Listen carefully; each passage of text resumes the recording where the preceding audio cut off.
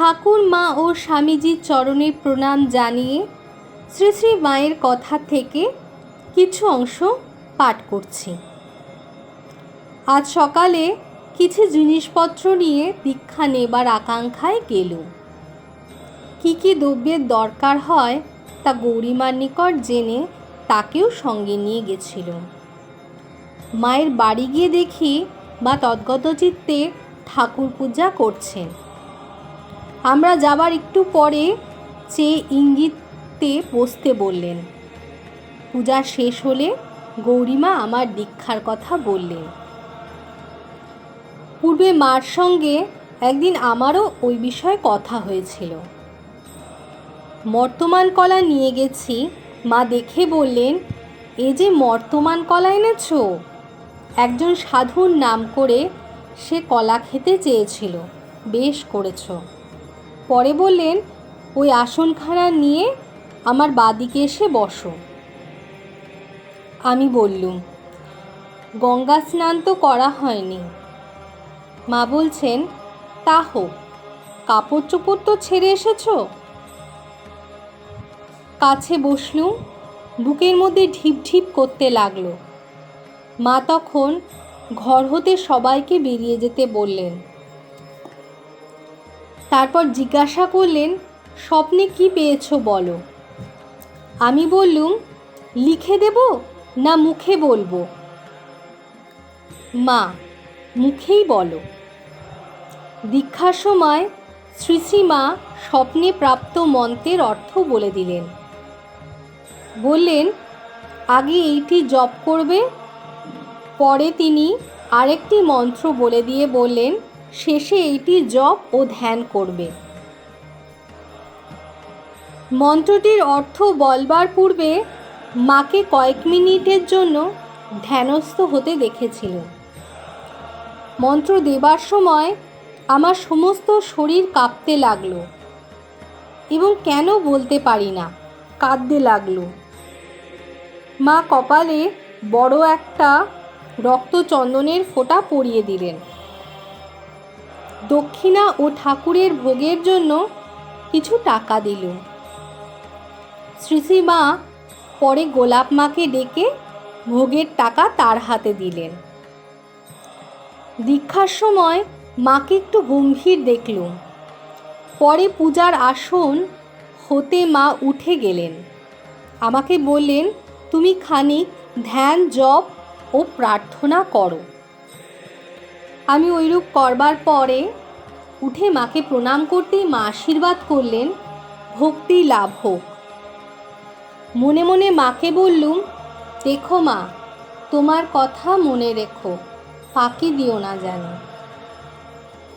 শ্রী শ্রী মা এইবার গঙ্গা স্নানে যাবেন গোলাপ মার সঙ্গে।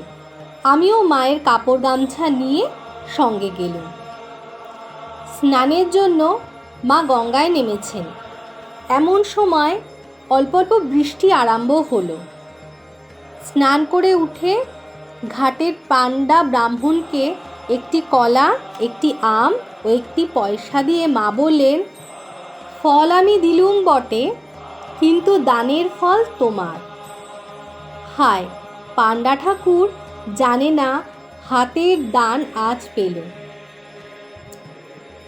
আজ কত বড় কথা শুনলে। কোটি কামনায় জড়িত মানুষ আমরা, এই দেবী বাণীর মর্ম কি বুঝব? আমার কাছ থেকে কাপড়খানি নিয়ে পরে ভেজা কাপড়খানি আমার হাতে দিয়ে মা বললেন, চলো। গোলাপ মা আগে, মাঝখানে মা, পেছনে আমি চললুম।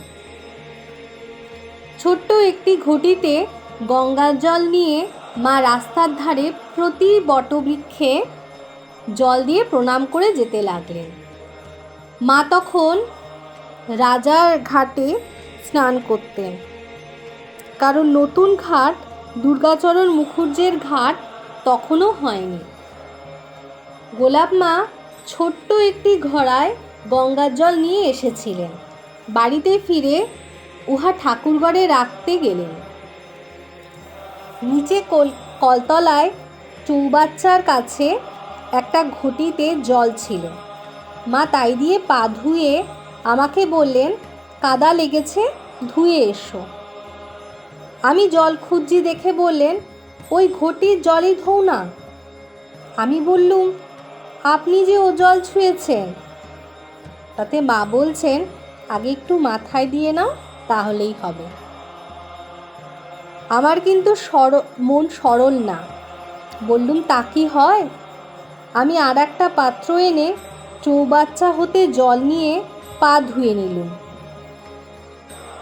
মা ততক্ষণ আমার জন্য দাঁড়িয়ে রইলেন।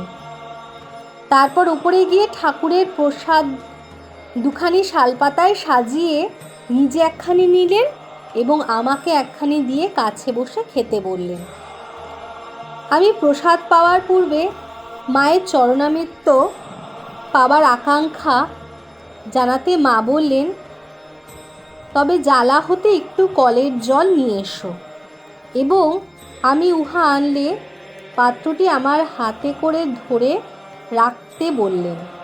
বলে নিজে বাম ও দক্ষিণ পায়ের বৃদ্ধাঙ্গুষ্ঠ জলে দিয়ে কি বলতে লাগলেন বুঝতে পারলুম না, শুধু ঠোঁট নাড়তে দেখলুম।